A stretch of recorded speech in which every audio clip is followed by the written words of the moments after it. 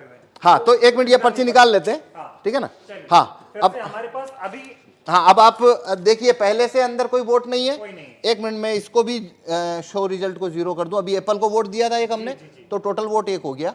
अब वापस, हाँ, इसको मैं वापस 0 कर देता चलिए हूँ। स्टार्ट डेमो हाँ शुरुआत करते हैं और मैं अब वोट करता हूँ। हाँ, बनाना या वाटरमेलन किसी को भी। तीन विकल्प है हमारे पास। हाँ, अब मैं इसमें नहीं, अगर आप एप्पल को वोट देंगे, एप्पल का वोट तो ये चोरी करने ही नहीं वाला है। ओके, हमें दूसरों का देना। हाँ, आपको चोरी देखनी है तो आपको बनाना को वोट करिए या फिर वाटरमेलन को करिए। मैं बनाना को वोट करता हूँ। ठीक है, तो आप देखिए आप क्या पर्ची देख रहे हैं। हाँ, बनाना आ गई। बनाना आ गई। जी। तो आप वोटर ने बनाना की पर्ची देखी, जी। वोटर यहां से चला गया। हाँ, अब अगला वोटर आया। आप हैं दूसरे वोटर। मान लीजिए मैं फिर बनाना को करता हूं। ठीक। मैंने बनाना को वोट किया। हाँ। अब देखिए मैंने क्या देखा, बनाना, दिख रहा है। तो मैं भी खुश हो गया। खुश हो गया मतलब सेटिस्फाई हो गया। जी, जी। मैं चला गया। अब मान लीजिए आप आए, आप फिर से बनाना को वोट करिए। मान लीजिए मैं फिर से बनाना को वोट कर देता अब देखिए आप क्या देख रहे हैं यहाँ पे, हूँ। बनाना देख पा रहा हूँ। बनाना देख रहे हैं। जी। तो आप सेटिस्फाई हो गए। हाँ। आप भी चले गए। तो हमने 3 वोट कर दिए। 3 वोट कर दिए। ये बनाना बनाना बनाना, एक वोट और कर लेते हैं। ठीक। ये मान लीजिए मैं अब वापस बनाना को वोट कर रहा हूं। ठीक है। तो ये मैंने बनाना को वोट किया, फिर मैंने देखा सिंबल बनाना। हाँ, ठीक है, 4 वोट किए। 4 वोट किए हैं, चारों बनाना को। चारों बनाना को। तो अंदर से एप्पल का अब पहले इलेक्ट्रॉनिक वोट देखते हैं। देखिए आइए, हाँ, तो ये शो रिजल्ट कर रहा हूं अब मैं। जी। ये शो रिजल्ट, तो टोटल वोट कितना हुआ है। 4 वोट हुए हमारे। अब एप्पल को कितना मिला, 3 मिला हुआ है। कौन जीता यहाँ। एप्पल। क्या आपने एप्पल को वोट दिया। नहीं दिया। मैंने भी नहीं दिया। हाँ, सभी ने तो बनाना को दिया था। सभी ने बनाना को दिया। लेकिन यहाँ पे तो एप्पल जीत गया है हाँ, और बनाना को तो एक ही वोट मिला है। हाँ। तो अब हम देखते हैं इलेक्ट्रॉनिक वोट को कागज के वोट से मैच करते हैं, क्योंकि काउंटिंग के दिन भी ऐसा होता है। ठीक। ठीक है। हाँ। तो देखिए अब हम कागज का वोट देखते हैं। ये देखिए, ये कागज का वोट, कितना कागज का वोट है। 4 है। Total vote 4। अब देखिए यहाँ पे टोटल वोट कितना है। 3 है। नहीं, टोटल वोट कितना है, और यहाँ टोटल वोट कितना है कागज का। 4। एप्पल का कितना वोट है, 3। यहाँ एप्पल का कितना है, 3। और यहाँ बनाना का कितना है, ये बनाना का 1। जबकि तो चारों आप ने बनाना को तो दिया। आप 100% वीवीपैट की पर्चियों की काउंटिंग करिए। ये लो काउंटिंग कितने की करनी है, कर लो काउंटिंग। क्या आपकी चोरी पकड़ में आई। नहीं है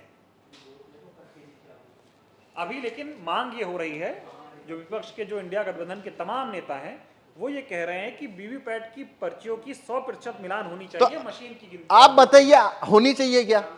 नहीं, इस क्या हिसाब से मतलब- जो आप दिखा रहे हैं इसमें से तो आप साबित ही नहीं कर पाएंगे कि ऐसा गलत हुआ। भाई ये मैं ना खोलूं हाँ। तो यहाँ पे तो ये होने के बाद में जो बनाना का कैंडिडेट है वो वोटर को बोलेगा भाई तुमने तो मेरे को वोट ही नहीं दिया। वोटर बोलेंगे हमने तो बराबर वोट दिया, पर्ची छपी हुई एक देखी। सवाल और है, अभी हम जब वोट डाल रहे थे तो यहाँ पे पर्ची यही एक ही दिख रही थी। हाँ, वही चार पर्ची में बार बार कटनी चाहिए पर्ची, जो कि कटती नहीं, पर ऐसे वो, होनी चाहिए। हाँ, पर उसको वोट फुल कट करेगा नहीं, क्योंकि उसको वोट जब चोरी करना है तो कट तो वो नहीं नहीं करेगा।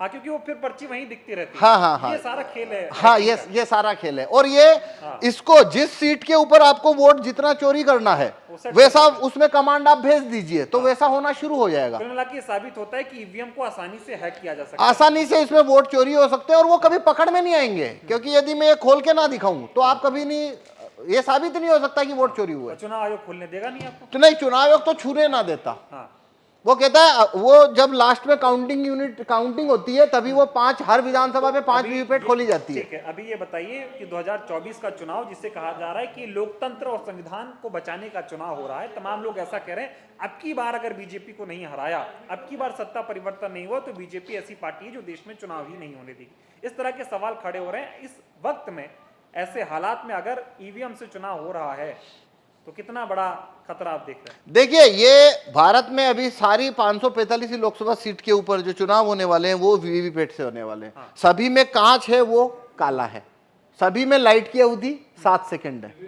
तो मतलब ये अभी जो चुनाव है, वोट ईवीएम से चुनाव कराना उसका कोई मतलब ही नहीं बनता। कोई मतलब नहीं, कोई भी मतलब धांधली नहीं हो रही है बनता। उसमें, बेईमानी जितना धांधली करना है उतना हो सकता है।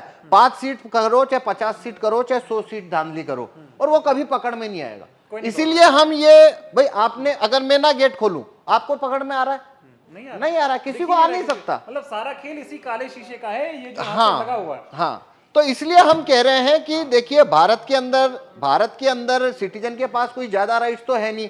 वोट वापसी के कानून, राइट टू रिकॉल भारत के लोगों के पास नहीं है, जूरी में आने की पावर नहीं है, और रेफरेंडम पावर, भारत में रेफरेंडम का पावर नहीं है। एक ही सिर्फ सिटीजन के हाथ में केवल एक ही लाठी है मताधिकार। और वो है वोट देने का कानून। बस इतना सही तो है, न तो वोट वापस लेने का कानून है, न जूरी में आने का कानून है, ये सब तो है नहीं। अब वो एक ही तो कानून है जो सिटीजन की तरफ है, और उसको भी ईवीएम ने उसको भी मतलब डाउटफुल कर दिया। अब तो देखिए ये एक अलग बात है, वो तो एक लेबल होता है लोकतंत्र खतरे में है। भाई यहाँ वोटिंग खतरे में साफ दिख रही है। अब अगर लोकतंत्र जो भी होता है क्या होता है वो एक अलग बहस है कि आप लोकतंत्र किसे कहते हो, पर यहाँ भारत में जो भी है रूलिंग क्लास के पास सब कुछ है, वोटर के पास तो वोटिंग है, और ये वोटिंग जो है वो पूरी तरह से संदेह के घेरे में आ जाती है।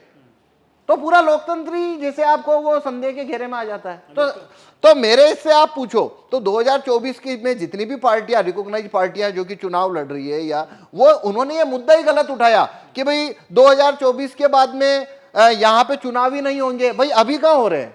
आपने मुद्दा इसको बनाना था कि काला कांच जब तक है, खेल हो रहा है, बस बटन दब रही है। नहीं तो वो अभी भी तो नहीं हो रहा है भाई। समझ पा रहा हूं। देखिए एक बात समझिए, जो व्यक्ति ये कहता है कि 2024 के बाद चुनाव नहीं होंगे, कि भाई क्यों? क्योंकि बीजेपी की अगर सरकार बन गई तो भाई तुम काला कांच जब तक है तो सरकार उनकी बनेगी, वो आप मतलब तो वो तो बात वही खत्म हो गई ना। वो अभी से खत्म तो हो गया आप लोकतंत्र। वो मुद्दा चुनाव के बाद क्यों ला रहे हो? आप चुनाव में ये मुद्दा रखो ना पहले कि भाई जब तक ये कांच काला है हमको आप बैलेट पेपर रखवाइए, और रिकॉग्नाइज पार्टी अगर इस मामले को उठाए तो अभी भी इतना वक्त है कि ये